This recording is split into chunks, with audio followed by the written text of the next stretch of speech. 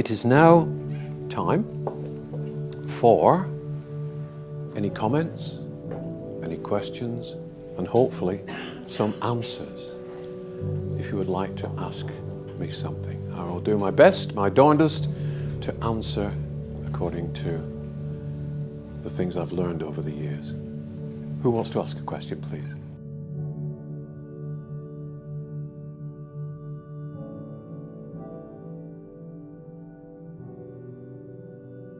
Well, first of all, we have to say that each of us has been male and has been female. Yes. You know, as we've just gone through a meditation to connect to our greater self, that greater self has gone through many lives, and those many lives have been both male and female. We also have to understand that even in a male body or a female body now, we are a mixture of male and female traits according to spirituality and not materiality. So there is no reason why, no logical reason why, it is a predominantly male soul group. And we have had female members of the soul group. I have, you see, the members of the soul group are not my guides, they are everyone's guides. And so I have guides, personally, that I see sometimes, not always, but sometimes, who are female. There was a lady that used to be with me from Victorian London, and she had a certain profession when she was in Victorian London, and she's absolutely sweet and wonderful, and she comes to me at times. There is my spiritual mentor, Joan, who comes to me at times just to say, come on pal, get on with it, you know. And so it is only a section that you are looking at that appears to be male. We once saw Joseph's other half, didn't we? He said, I have the equivalent of a wife, a spiritual partner, in the way that Jen and myself are two halves of the same thing. He said she's called Lilith. And she came through and communicated with us. We had a lady in many voices that we called the Rose Nun, didn't we? Who came through with some very high spiritual advice. So I would also say that because I am male this time round, and I haven't been always male, I have memories of being female, it makes sense, because of my particular vibration and the vibration of my physical body, for other like vibrations to be able to connect with me. The connection is very delicate, it's very difficult, particularly at this time. And so the more alike vibrations are, the more time can be spent connected before that connection severs. And so I think the members from the soul group will be the first to say that they have had many lives, and that they have been male and female. You see, ultimately, we are a blend of male and female energies, which is not the same as saying we're male and female on earth. There are male tendencies spiritually, masculine tendencies spiritually speaking, and feminine tendencies spiritually speaking. But they don't dovetail with how we perceive men and women on earth. They are movements, they are tendencies. And it is the blend of those tendencies that we are ultimately seeking. And so, yes, there are a lot of male connections via the soul group, but there are also female connections via the soul group. And I welcome a female connection just as much as a male connection. But it depends who needs to speak to me and what they wish to transmit to the rest of the world. And how close to my vibration in this current body they are, so that they can connect with me for a certain amount of time and get that message across.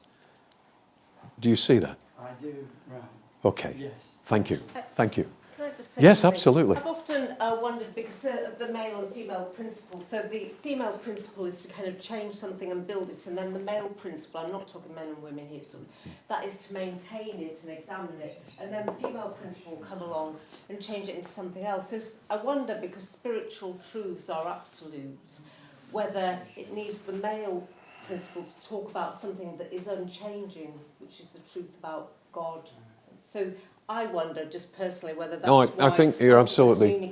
I think you're absolutely right. And this was something that in the early books, and at the time, seemed strange to a lot of people when we took Joseph on the road, as it were. And he was asked many times, what's the difference between male and female? Why are you saying there's a predominance of female energy and not male energy?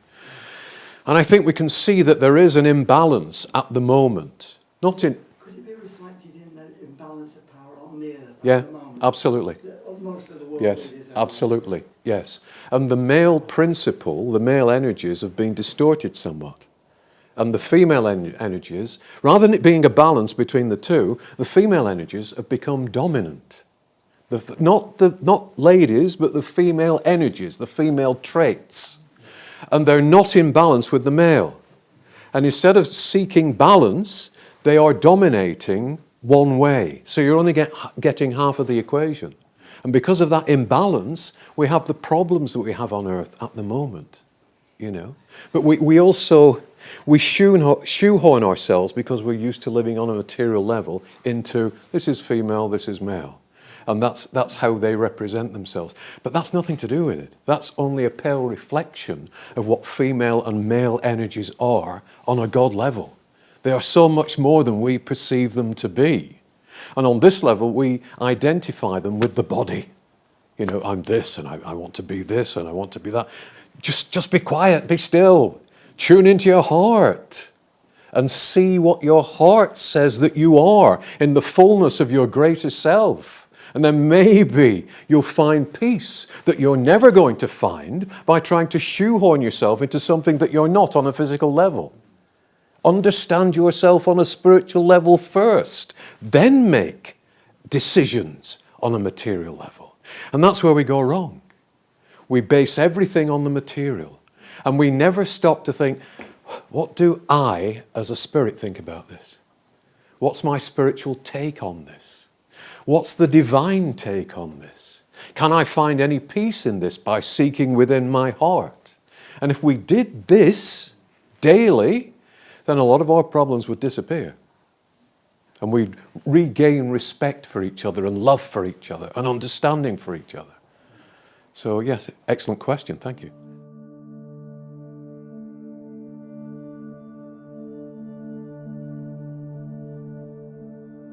The female principle, energy, is expansive, wants to expand, wants to change. The male energy wants to consolidate, wants to build, to solidify. Now, those two energies together create perfectly. But when you get one out of balance, then the whole thing goes out of balance. I think what we're witnessing at the moment is not solidification, it's chaos. This is not an immoving situation, it's a rolling chaos. And it's chaos seeking more chaos. And that's what we have to bring back into balance. And it's also chaos based completely on materiality. As we said with the gentleman, we've thrown out the greater understanding of the male and the female principles, and we are looking for material solutions to everything. And because we are spiritual beings, unless we put the spiritual into the mix first and foremost, we don't find solutions. We find chaos. And there is at the moment a celebration of chaos, a celebration of breaking things up, a celebration of things being tearing each other apart. Because quite apart from the male and female being out of balance, because we are only seeking answers and worshipping, absolutely worshipping the material, we have expelled the divine from our equations. And once you expel the divine, you are left with chaos. Because you are operating on the surface only. And you are operating on a limited amount of energy. And that's the situation we find ourselves in at the moment. We're existing, for the most part, on a limited amount of energy. Because we are not drawing on that white light from our hearts. We're not drawing on that wisdom from our greater selves. We are saying, oh, the material can sort anything. And we can do anything we want. And at the moment, don't we see society saying, we'll do this, we'll do that. We'll chop off your head. We'll add a circuit to it. We'll develop robots. Because robots are better than us. They will be better than us in time. Now, this is one of the mistakes that was made in Atlantis. This is one of the mistakes that they made in Joseph's time. And they used proto-matter to try and recreate in their own image. And it all went horribly wrong. And we're about to do the same thing again. And the missing component is the divine. We have shut ourselves out of this material equation. No, we're not bothered. There is no God. Well, if there's no God, there's no you. Because you are God. You are part of God. And unless you acknowledge God, not necessarily through religion, but through spirituality and seeking within, only chaos will ensue. So again, we're in a very delicate position at the moment. And again, that's what we seek to do by bringing through order and light through the World Meditation Alliance. Does that answer your question? Thank you. Thank you very much.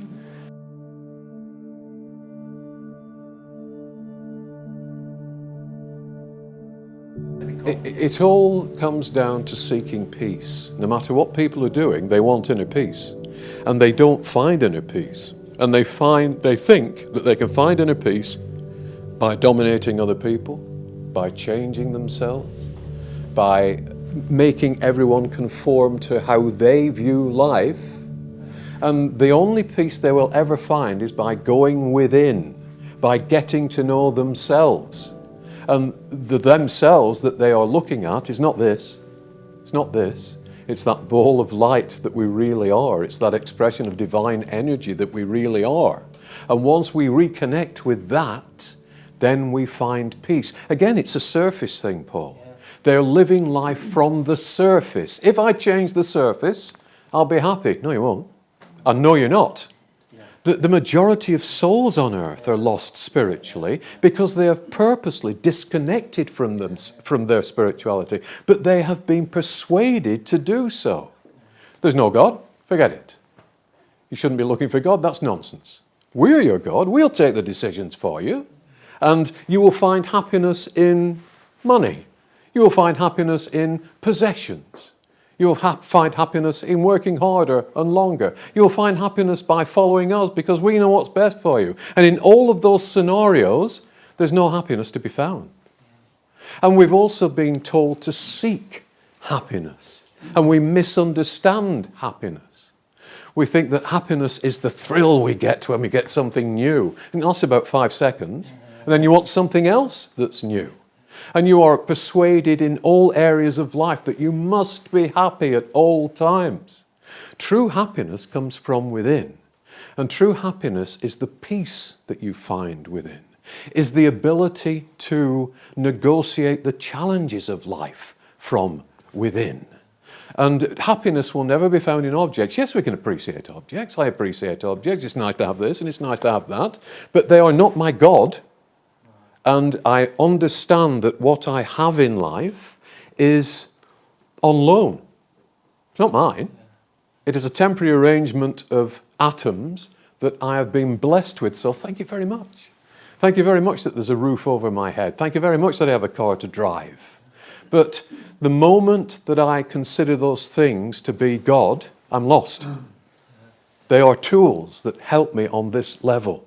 And if I regard them as more than tools that help me on this level, I'm lost. I'm lost. I'm pulled into the illusion that there's only the material. And we're spirit beings. Each of us in this room is a spiritual being. It's an immortal being. It's a facet of God. It's a maker of universes. And we're told that we're so little. And we have to find happiness.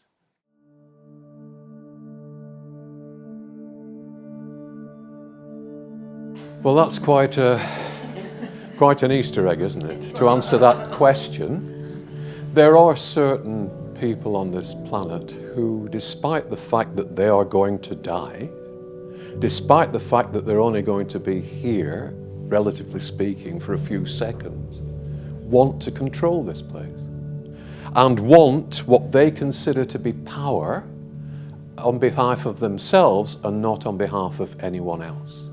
And they will go to all lengths they possibly can to take that power away from the individual. But it's the wrong kind of power. The power that they're looking for is fleeting. It doesn't exist. It's an illusion. And what we're celebrating today is the true power that we have. And that power is not there to harm anyone. It's not there to manipulate anyone. It's not there to coerce anyone. It's not there to lie to anyone. It's not there to make anyone's life worse. It is God power. It is love. and you take love out of the equation and look at the world we've got. And you look at these people, and we can name a lot of them. I won't, because we'll be taken off YouTube. But we can name a lot of them, and you say, what on earth are you doing? Not only are you harming others, but you are harming yourself. And when you return to the higher vibrations, or the spiritual vibrations, not necessarily higher in their case, you'll find that you have imprisoned yourself. You have caged yourself in a prison of your own making because of the choices you've made whilst you were on earth. And just desserts is not the right term because it's not up to us to judge. But those people, if they place themselves in the lower astral, will be surrounded by people who are just like them. My goodness, imagine that, reflected back at you, that which you have sent out throughout your life on earth. How terrible. Until such time, and you're not being judged, you've placed yourself there, until such time as you let in the light, as you accept your greater spirituality, as you ask for help. And at that point, help will be available to you. You will move out of that dark place, and slowly, ever so slowly, you will be able, through your own efforts, piece by piece, step by step, to repair the damage that you have done, and to work for the good of everyone else, rather than to the detriment of anyone else. They are souls to be pitied because of the choices that they are making. They are restricting their own progress, and there is something else that happens to souls, in that if they mistreat people, if they harm people, hurt people, when they look at their life review, you know, the curtains go back across the screen, relatively speaking, and they're sat in the audience, and up come the title saying, "This is your life." When they have hurt someone, at that point, when they're reliving that experience, they become that person, and they experience the pain that they have put that person through, whether it's one person or a million people. Imagine that. But it's not a judgment, it is something that they need to get out of their souls in order to move on, in order to understand what they've done. So, better to make reparation whilst we're still here than to go through that kind of hell that we've placed ourselves in. Nobody else has placed us in it. There's no judgment. It's not God saying you've been a bad boy or a bad girl. It's us restricting our spiritual progress because we haven't reached higher vibrational frequencies that allow us to move on through the cleansing spheres and out into infinity. Oh dear. Oh dear. They don't want to. Well, they stay. They stay until... Do they have a life review then? The life review is not compulsory, but it has to happen before they can move on. But they have to ask for it and be ready. They have to accept it. They have to say, yes, I'll see it today. And there will be advisors that say it will be a good idea if you looked at your life so that we can make some progress, so that you can move on to a better place and say, I don't want to do it. No. And because we have free will, until that point where they do want to do it, they can stay there. But that is hell too, isn't it?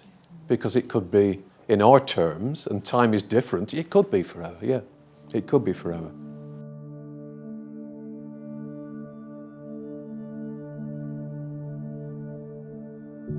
It comes from the equivalent of, if we're talking to somebody from the soul group, there is help on behalf of us at one level of understanding from a higher level of understanding, and they get help from an angelic level of understanding. So there is a constant monitoring. It's not that somebody's thinking, have they changed their mind yet? Have they changed their mind yet? At the minute that they want help, that thought shoots out to whoever is willing to help them. And some guides are willing to help them, and some guides are not.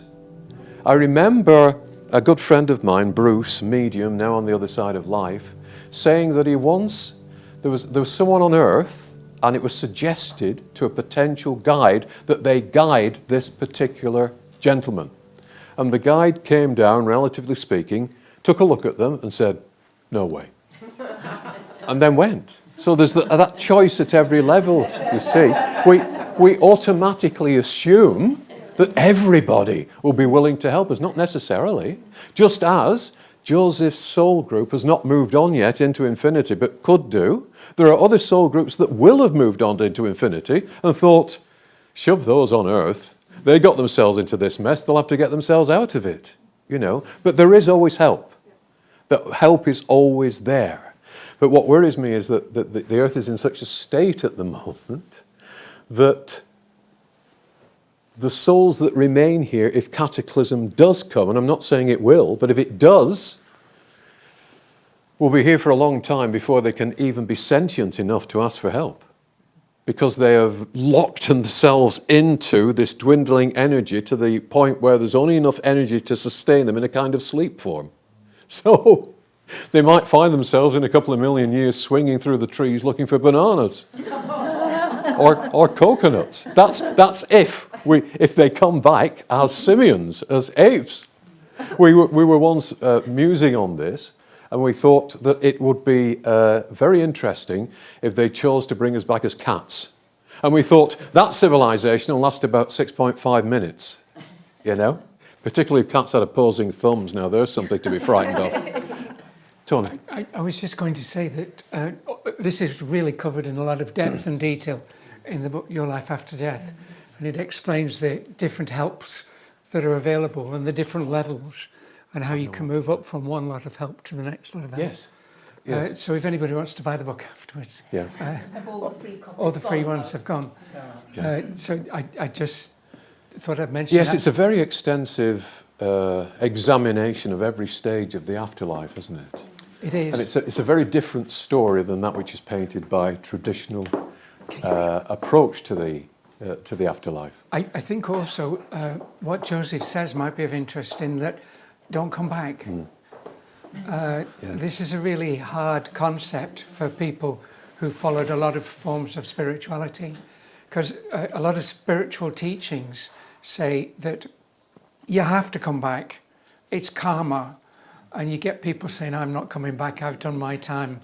Well, it's not like that, is it, Mike? No, if free will is a constant, which it is, we can decide what we want to do for ourselves, each of us today at this moment, and have always been able to do so. If free will is a constant in the universe, if we are allowed to make our own mistakes and to learn our own lessons, why would free will not apply, not apply to reincarnation? Doesn't make sense. Oh yeah, there's free will, except for reincarnation. You've got to come back, I'm telling you. No, you don't have to come back. The reason that so many souls come back is because they haven't investigated anything more. And there's this solid belief when you die that is the route. And I know Joseph tells us time and time again that they are there guiding us, saying, please don't go back to Earth. You're stifling Earth. There's 8 billion of you there now at the moment. I heard last night 8 billion. And if we want to look at population on the Earth and to get it into some kind of order, it has to be handled on that level. Don't come back. Go somewhere else and fly and do things at wondrous speeds. Not come back to Earth and go over the same lesson over and over and over again. And that's why the numbers are swelling and swelling. Because they will come back to you. The lessons that we haven't learned remain here within the fabric of the earth, the vibrations that we give out. Just as that Mr. Wyvern, the soft toy, absorbed the vibrations this morning, the earth around us absorbs the dominant traits in our life. So if we choose to come back, inevitably, because we're magnetic beings, back to this morning's talk, we draw to ourselves that which we haven't resolved, and we repeat it. So you wonder why anybody would come back. But they come back because this is all they believe in. This is all they believe in.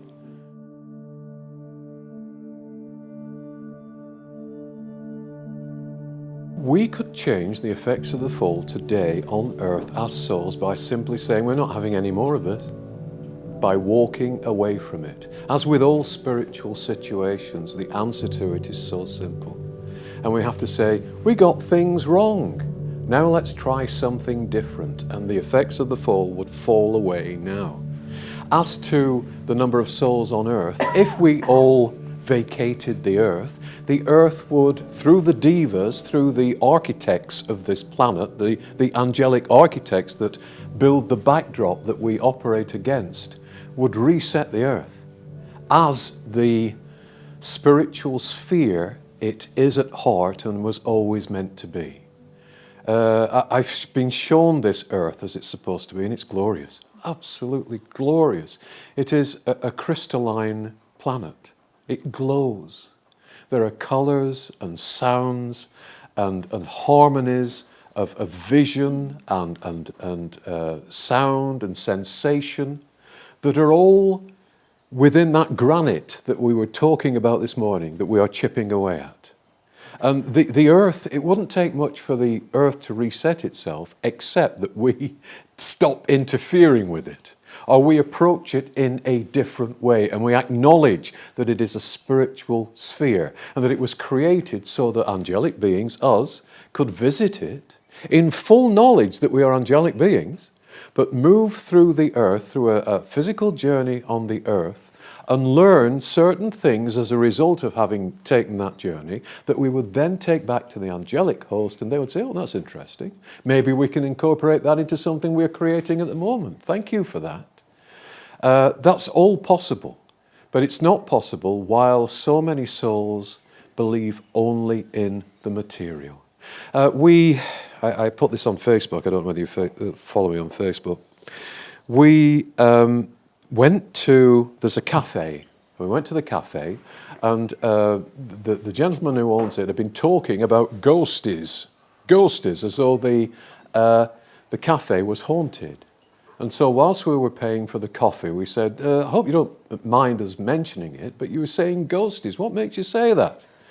And he said, well, when I'm alone in this room at night, it was an old mill. When I'm alone in this room at night, it feels as though somebody's looking over my shoulder. And I hear bangs from upstairs. And I go upstairs and there's nobody there. And I said, would you mind if we had a look upstairs? I didn't say what we did at that point. We're just curious. So we went upstairs, and there was a completely empty middle floor, except there was a middle-aged gentleman there. I could see him psychically with his sleeves rolled up, and he was placing accounting forms into box files that weren't there, not from a material level, and placing those box files on a shelf that wasn't there on a material level. And he'd been an accountant. And he'd been in that room since 1926. But he was perfectly happy. And I managed to talk to him, and somebody came for him. This doorway of light opened, and he went through and disappeared. And we went to the cafe a couple of weeks ago and said, everything all right? He said, yeah, it's perfectly calm and peaceful now. He said, but I've mentioned this is the important part. I've mentioned this to some employees, and they say, it's absolute rubbish. It's nonsense. We don't believe in it. And I said to him, there's something you can say when people say that. You can say that logically, the only thing you can say in truth about such a situation is that you don't know. How can you say that it's rubbish? You've not got there yet. You're not dead yet. If you're not psychic, you can't see these people, so you can't say that life after death doesn't exist. If you're honest with yourself, the best, the very best, the most truthful statement you can make is that you don't know yet. And perhaps if you say you don't know yet, you just might open up a chink in your spiritual mind through which light can flow and take you on the first steps of a spiritual journey that will eventually take you away from this place. You know? Ooh, it makes me seethe. So the moral of that story is don't become an accountant. Or certainly do the accounts before you move over. Yeah. I mean, from Finish your work. 1926, that's a lot of accounts, Tony, isn't it? The lady here wanted to ask a question.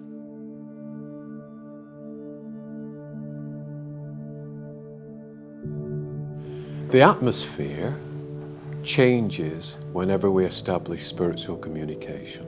And we know that from years of working with the soul group.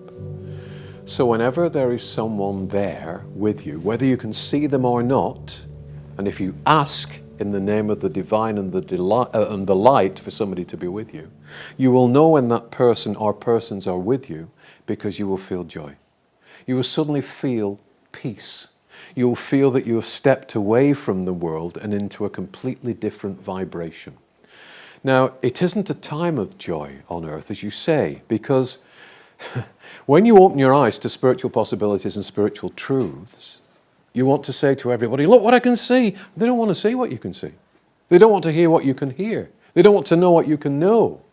And you feel very sorry for them. And you think, if only you would change, the world would change with you. And you don't have to suffer. But you're in love with the suffering. The suffering has become your God. You like the suffering, or you wouldn't be suffering. You'll be looking for ways out of the suffering, and you're not. And that's a sad thing. That's a really sad thing. But joy comes from knowing that we are family, despite appearances. We're family. We're each part of the other. Joy comes from reminding ourselves that we can't die. There is no death. And I can back that up by having held thousands of readings, literally, thousands of readings. And people saying, I know who that is, I recognize the name, I recognize their characteristics. You've told me that such a thing was going to happen, and it happened exactly as you said it would. How did you know that? Well, I didn't know that. I knew it because somebody was talking to me. Again, evidence that there is life after death and a greater life beyond this one. So joy exists, but for the spiritual worker at the moment, it is the coal face, isn't it? We've got to be chipping away and chipping away and chipping away. But there is joy in knowing that here and there we do reach a soul, and we know that from the comments we get. You've changed my life. The Joseph books have changed my life. Oh, wonderful. Or, I'm not coming back. Great. And there was a lady that once said, I'm 84, did she say? And I'm having a wonderful life and looking forward to a wonderful afterlife as a result of the communications that have come through. So here and there you will get through totally, but also here and there you will plant a seed.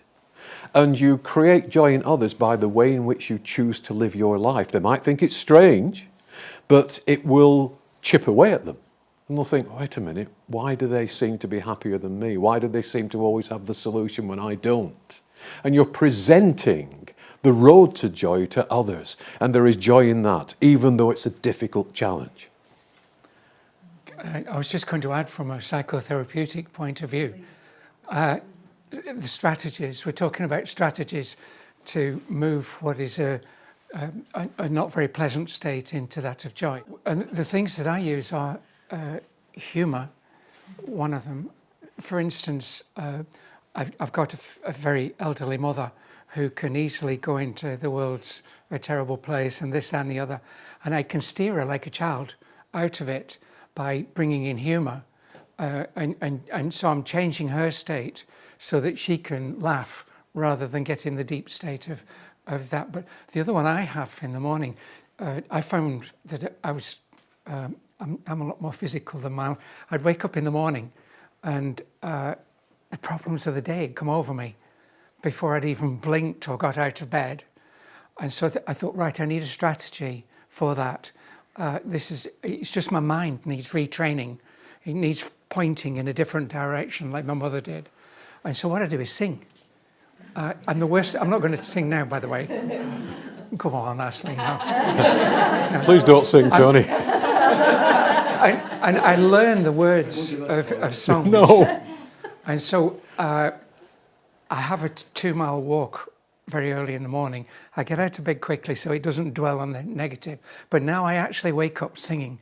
I've got my 10 songs, I think it is at the moment, that I've learnt the words of. And so I go straight into it. And it's joyous. And by the time I'm up the lane, I'm listening to the blackbirds. So it's working out strategies. It's realising that you're in that state of not joy, anger, whatever you want to call it. Okay? And working out a strategy that will lift it quickly, very quickly, that it doesn't get too big a hold, and then use that. We're all on a spiritual journey. We're all on our own individual spiritual journey. And it's taking yourself out of the physical, stepping back and realising that there's a process going on. Okay, I have a 10-year-old adopted grandson, okay, and he's been bullied at school. And I mean, a lot of kids are bullied at school. So what is bullying? Okay, in his case, it was verbal. It's not physical. And you're not good, your mother's this, that, and the other. And he's taking in all this and coming home, and he's very upset. And he doesn't know how to handle it. And he's been to the teacher, and the teacher said, "You're being soft." Okay, so I'm telling you this, like, what would you do in a situation like this? Think spiritually, what would you do? The problem is his. The mother would say, "I want him moving class." The teacher would say he needs toughening up, okay? It's actually his problem, because at 10 you're going to really cop it when you're 11 in the big school. And what needs to happen is some kind of spiritual education, or some education that will take him out of this process, that he doesn't respond negatively in his body to those words that have been spoken to him. It's not physical, it's a tough lad. But to him it's bullying, it's very real, it's very upsetting to the parents. The teacher doesn't know how to handle it, okay? And they're saying, move him, do this, do that, the other. Actually, he needs training inside that this isn't bullying. This is something that happens in day to day, and that he needs to be able to walk away from it, and we're going to do that. But it's it's 9 out of 10 people in the school would not go that route. They'd come down to the school, they'd be giving it to the school teachers, they'd be looking at the parents of the child that's giving the abuse. It's not there, the problem's not there. You've got to step back and look at the process. And that's every aspect of life. You look at the process that's going on and then come up with the strategies that work in that situation all the time, negating those emotions that are overwhelming you, because that's what it is. You've been overwhelmed by an emotion, like revenge, like whatever it is. So that would be my take on it, on how you look at the process, you look at it from a spiritual point of view. It's your problem, it's your growth, that person, not everything around you. You can't fix everything around you, you can fix yourself. I would also say that after 40 plus years, I think it's 44, 45 years of doing this now, my first thought on waking every morning is not, I've got this problem or I've got that problem. It is, I'm a spirit. My first thought is, I'm linked to God. Now that doesn't make the day wonderful, but it means that the day has been set in the right direction. And it means that I've got the correct perspective for me as to how to get through that day. Because I'm aware from the first second of being awake that I am a spirit person first and a material person last. A spirit person first and a material person last. I also have become aware over the years that this is an illusion. So you wake up, who watched Father Ted? Who used to watch Father Ted? And I think is it Father Jack that comes round in one episode and he says, I'm still on that bleeping island. And that's what you feel like from a spiritual point of view. I'm still in this illusion. However, I am part of God, I am a spirit. As long as I align myself with those two truths, then today will be wonderful, or if it isn't wonderful, I'll get through it and it'll be fine. It is where we place our consciousness every morning and every night before going to sleep that makes all the difference. As we said earlier, there's a lot said about happiness, and we need to be happy. We don't need to be happy, we need to be. And we need to be what we are. And if we be what we are, then we find joy. But joy isn't, if we had joy all the time, it would be a pretty boring world. Even as an angelic being, it would be a pretty boring world, because we don't sit on clouds when we go to heaven, in inverted commas. There's always something that we want to do. And there's always the urge within us to become more. So that is a niggle within us. I want to become more. How do I achieve that?